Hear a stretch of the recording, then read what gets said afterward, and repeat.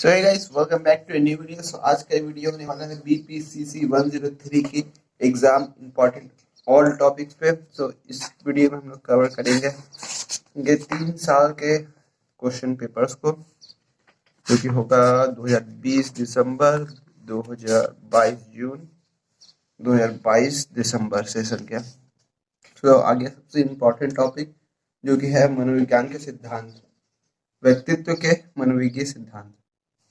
व्यक्तित्व की परिभाषा भी इम्पोर्टेंट टॉपिक है, जो कि छूट गया लग रहा आगे।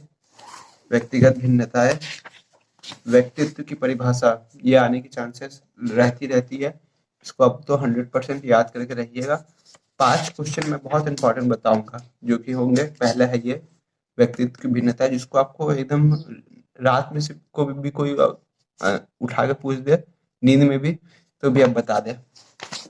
तो व्यक्तित्व की परिभाषा और व्यक्तित्व के सिद्धांत, ये पहला क्वेश्चन पूछा जाता है। व्यक्तित्व को परिभाषित कीजिए और व्यक्तित्व के किसी एक सिद्धांत का नाम दे देगा। व्यक्तित्व के मनोविज्ञान सिद्धांत, ये भी इम्पोर्टेंट है। और फिर आगे आपका मानवतावादी सिद्धांत, ये भी इम्पोर्टेंट है। और व्यक्ति के विशेषक सिद्धांत, ये भी इम्पोर्टेंट है। ये 3 में से कोई एक का सिद्धांत देगा। पंचकारक सिद्धांत का भी नाम दे सकता है। चारों में से किसी एक का नाम देगा, एक क्वेश्चन तैयार करेगा जब वो। फिर हम आगे चलते हैं। ये एक क्वेश्चन हो गया बहुत इंपॉर्टेंट टॉपिक का, ये आने की चांसेस 100% रहेगी ही रहेगी। व्यक्तित्व की मूल्यांकन की पद्धतियां भी पूछी जाती है, जो हम पढ़ते हैं अभी।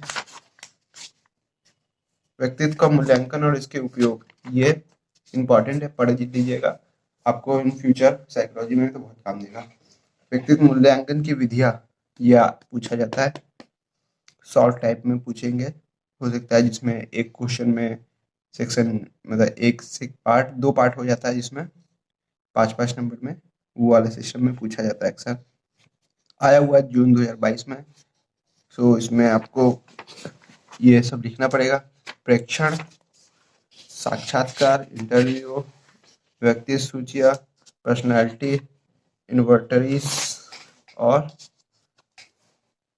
फिर और भी है उसके। अगर आप दो भी लिख दोगे तो भी बहुत अच्छी बात है। अब हम आगे बढ़ते हैं। बुद्धि और अभिक्षमता, बुद्धि की परिभाषा पढ़ लीजिएगा, इम्पोर्टेंट ही रहता है ये सब चीज। तो बुद्धि मापन हो सकता है आ जाए, बुद्धि मापन और अनुवांशिकता, ये सब तो नहीं पूछी जाती है।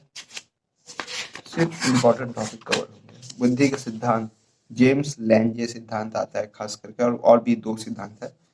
बुद्धि के सिद्धांत ये हो गया सेकंड मोस्ट इम्पोर्टेंट क्वेश्चन, जो आते ही आता है। फिर मनोभौतिक उपागम भी है और संज्ञानात्मक उपागम, ये दोनों में अंतर आ सकता है। ठीक है। सामवेगिक बुद्धि के संप्रत्यय, ये भी वही इम्पोर्टेंट में 2 क्वेश्चन 3 क्वेश्चन मिला सकता है। तो उसी का एक पार्ट है, दिसंबर 2022 में आया हुआ है। गोलमैन की सामवेगिक बुद्धि का सिद्धांत, सामवेगिक बुद्धि का सिद्धांत में ये क्वेश्चन इम्पोर्टेंट है।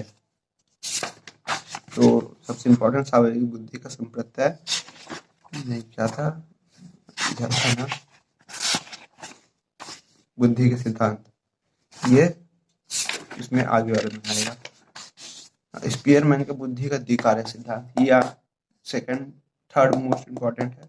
एक हुआ था, 2 हुआ था, एक हुआ था कि 2, ये 110%। ये भाई नींद में से भी आपको उठा के पूछ ले तो आप बता पाओ, इतना सही से याद कीजिएगा इसको। फिर गिलफोर्ड की बुद्धि संरचना का सिद्धांत, ये भी बहुत इंपॉर्टेंट है, 2 बार में आया हुआ है, 2022 दिसंबर वाले सेशन में और 2022 के जून के सेशन में। कैटल का बुद्धि सिद्धांत कोई जरूरत नहीं है, पढ़ने वाला है। गार्डनर का जीव कारक बुद्धि, ये सब कुछ इम्पोर्टेंट नहीं है। स्टर्नबर्ग का बुद्धि का त्रिपाची सिद्धांत, ये इतनी लंबी ना भी लिखे, लेकिन डायरेक्ट पूछ सकता है त्रिपाची सिद्धांत, ये भी एक बार पढ़ लीजिएगा, हो सकता है पूछ ले।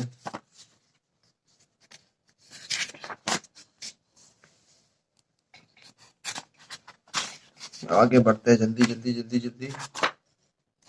आपका भी टाइम इम्पोर्टेंट है, हमारा भी। व्यक्तित्व परीक्षण, बुद्धि का स्टैनफोर्ड बीटल स्केल। व्यक्तित्व परीक्षण में ही आपको 2-3 लिखने पड़ेंगे, डायरेक्ट पूछ लेगा व्यक्तित्व परीक्षण क्या होता है, और आप एक व्यक्तित्व परीक्षण का लेख लिखिए। तो आपको कोई भी एक लिख देना है। स्टैनफोर्ड का बिनेट स्केल लिख सकते हो, वेस्लर स्केल लिख सकते हो, कोई भी एक लिख सकते हो आप। बुद्धि परीक्षण के उदाहरण कोई भी लिख देना, ये कोई भी तो नहीं लेकिन 2-3 लिखना। शाब्दिक अशाब्दिक परीक्षण ये सब भी हो सकता है, पूछ ले, पढ़ लेना, इंपॉर्टेंट होता है।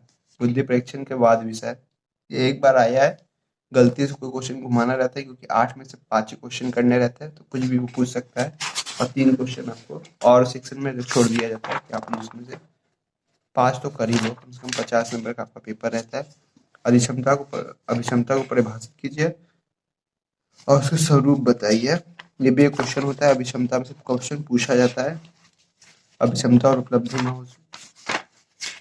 में एक समानता पूछ सकता है, अभिक्षमता का मापन नहीं पूछता है। वो वाला अभिक्षमता का जो पहला वाला था उसको अच्छे से याद कीजिएगा। 3 हो गया हम लोग का स्पेशल वाला। आ गया हम लोग का चौथा, भारत और पाश्चात्य मनोविज्ञान, मतलब भारत और पश्चिमी मनोविज्ञान में अंतर।